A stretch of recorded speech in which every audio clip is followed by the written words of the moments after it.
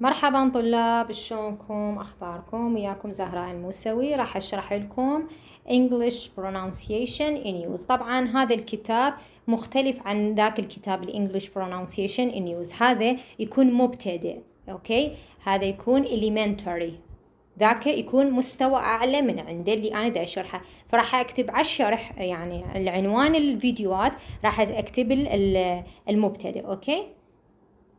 خل أشوف لكم صورة الكتاب. هم باعوا هذا الكتاب اللي هو يكون elementary، زين؟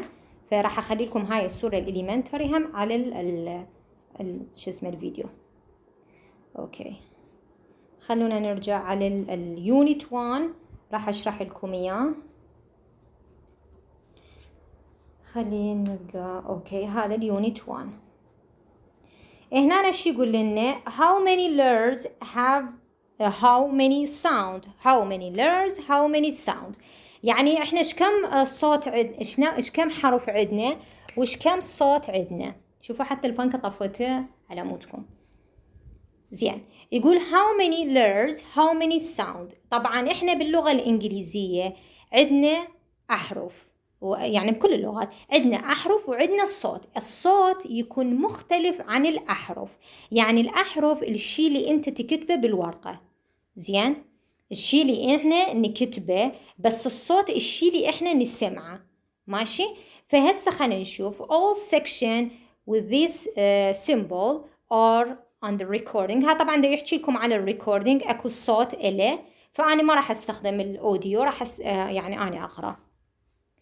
زين، هنا يقول there are 26 letters in English alphabet. احنا عندنا 26 حرف بالألفباء اللغة الإنجليزية. زين، ايش كم وحدة عندنا؟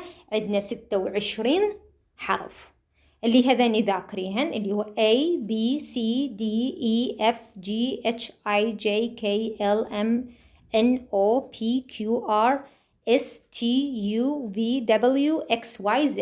هذني كل الأحرف اللي إحنا من الابتدائية ماخذيهن.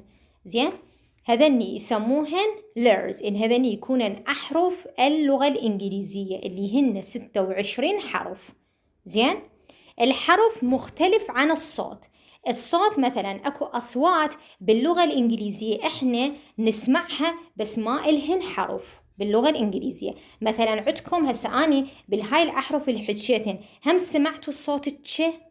هل هو موجود صوت تش؟ لا، ما عندنا حرف تش باللغة الإنجليزية، بس عندنا صوت.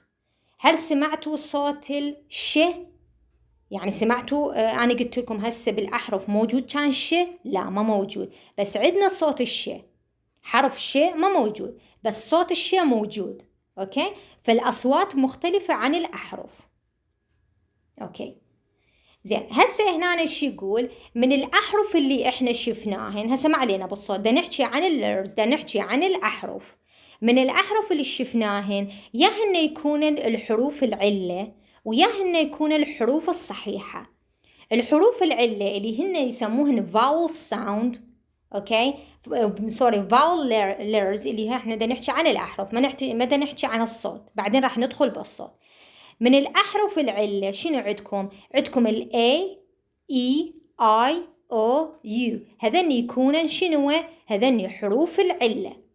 هسه نجي على الكونسونانت letters، شنو كانن؟ B C D E، سوري الإي ويا الفاول ساوند، F G H J K L M N O P، سوري O هم وياهن، أنا طبعا على الحفظ دا أحكي. فهنا دا تشوفون شنو عندكم vowel letters، شنو كان عندكم حروف العلة، تشيلوهن من الكونسونانت letters. الكونسونانت يختلف عن الفاول ساوند. الفاول هو حروف العلة، سوري vowel letters حروف العلة، والكونسونانت letters هو يكون الحروف الصحيحة اللي هي B C D F G H J K L M N P Q R S T V W X Y Z. هذني كلهن consonant sound. اوكي، سوري consonant vowel. هلقى ما انا اقول consonant sound vowel sound، هاي بلساني صاير. هذني يكونن الحروف letters، اوكي، مو sound. هسه ندخل بالساوند. راح ندخل بالساوند. قلت لكم إيش كم حرف عندكم باللغة الإنجليزية؟ 26 حرف. زين، بس الأصوات تكون أكثر.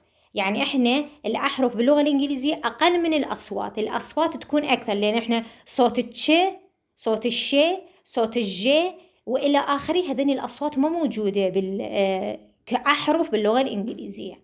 أوكي، هسه هنا عندكم الأصوات، راح ندخل بالأصوات. يقول but there are more than 40 vowel and consonant sound in English. بس هناك انتوا عندكم أكثر من 40 صوت علة وصحيحة في اللغة الإنجليزية.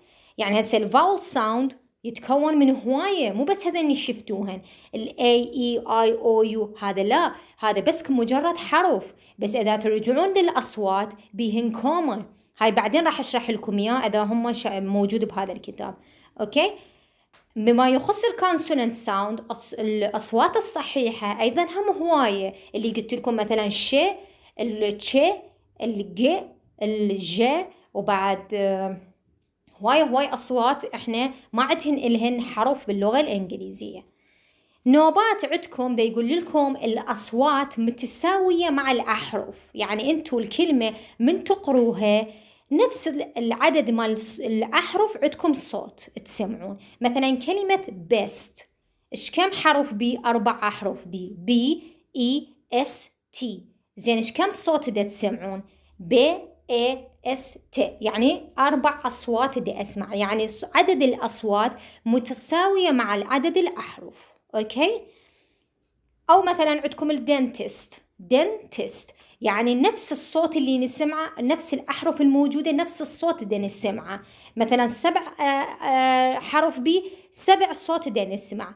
يعني النوبات يقول متساوي، يعني يقول العدد الأحرف مع الصوت اللي تسمعوه متساوي، بس نوبات يكون مختلف.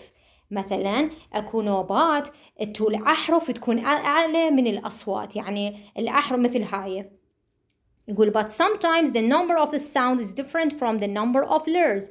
فالنوبات يقول عدد الأحرف مختلف عن العدد الصوت اللي احنا دا نسمعه. مثلا شنو؟ شوفوا مثلا كلمة green،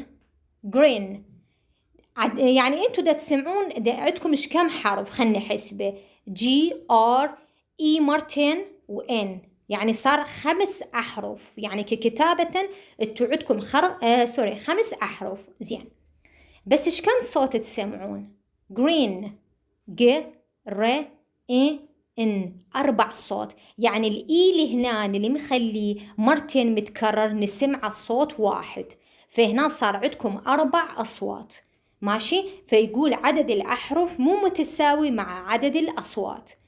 زين، مثلا كلمة bread، زين هنا إيش كم صوت دا تسمعون بالبريد؟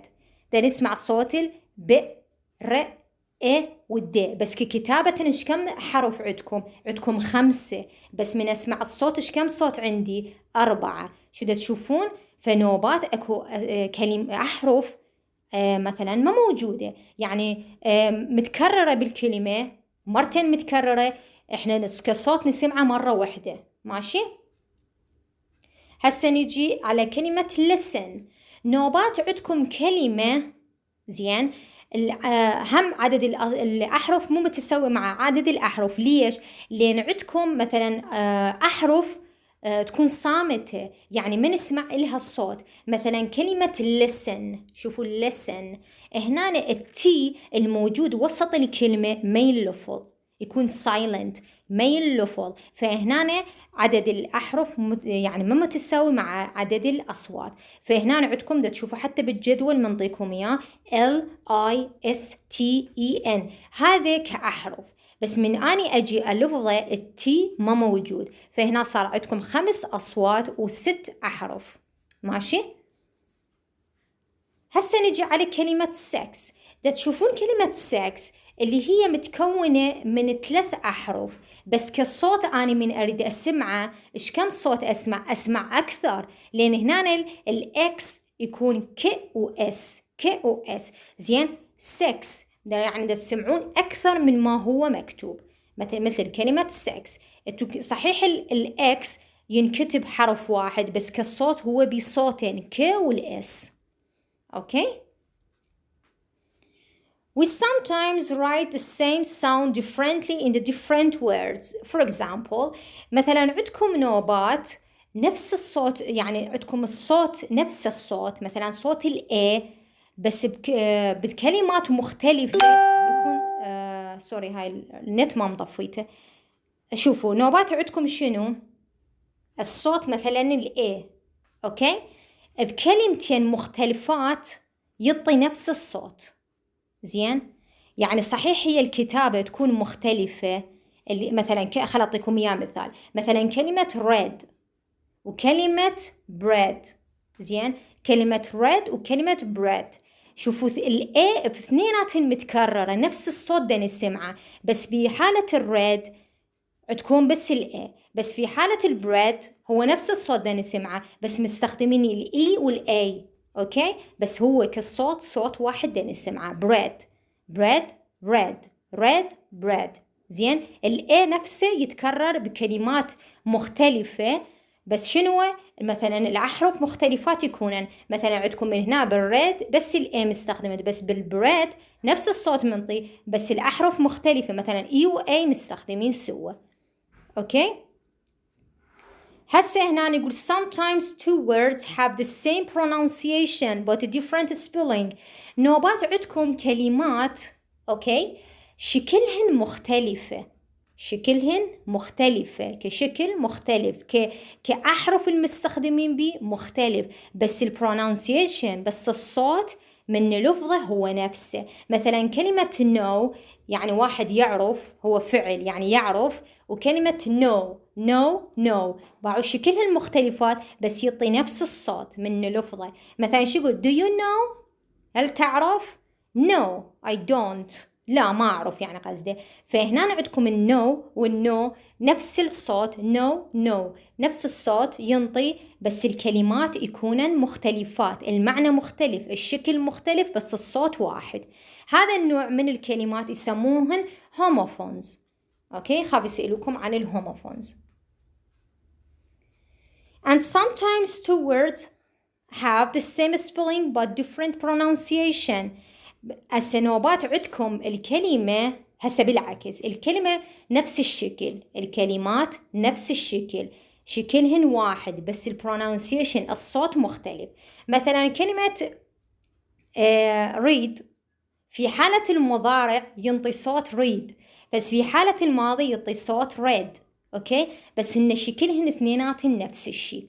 ما شوفوا do you want to read the newspaper؟ شوفوا هاي في زمن المضارع do you want to read the newspaper، هاي في زمن المضارع يعطي صوت الريد، بس في حالة ال past tense الماضي no thanks I read it this morning، أنا قرأت الصبح، يعني من الماضي ده يحكي. فهنا استخدم نفس الكلمة نفس الشكل بس البرونانسيشن الصوت مختلف. اوكي، because there are more sounds than letters we use symbols for pronunciation. هسه دا يقول لنا السبب اللي احنا ليش نكتب الكتابة الصوتية. الكتابة الصوتية الفونيتكس ترانسكريبشن نستخدمها لين هناك عندكم عدد الأحرف مختلف عن العدد الأصوات، يعني انتوا هسه مثل ما شرحناه بهذا اليونت بين هناك عدد الأحرف بالكلمة مختلفة عن عدد الأصوات، فهنا يستخدمون الرموز symbols، يستخدمون الرموز حتى يكتبون الصوت، حتى يشيرون إلى الصوت. مثلا عندكم هاي الطريقة يستخدموها، مثلا كلمة best هي قلنا لكم عدد الأصوات متساوية مع عدد الأحرف في كلمة best، فهي نفسها نكتبها في كتابة الصوتية. مثلا كلمة dentist أوكي، هنا أيضا العدد الأحرف متساوية مع عدد الأصوات فنكتبها مثل ما هي. بس كلمة green شوفوا قلت لكم في حالة اللي الصوت متكرر، الصوت من عندنا متكرر، مثلا green الA متكرر احنا نسمع الصوت واحد. اوكي، مثلا في كلمة happy عندكم الP متكرر بس احنا نسمع الصوت واحد P. اوكي، فهنا كلمة happy دا تشوفون الP مرة واحد مذكور، الجرين الإي متحول إلى الآي الكبير. هاي طبعا بعدين إذا شرحوا أكثر عن الكتابة الصوتية أنا راح أشرح لكم إياهم أكيد أكثر. أوكي، إن شاء الله وصلت الفكرة وافتهمتوا هذا اليونت. وخلوا بالكم هذا الكتاب مختلف عن ذاك، هذا يكون elementary. ماشي، شكرا جزيلا وإلى اللقاء. باي باي.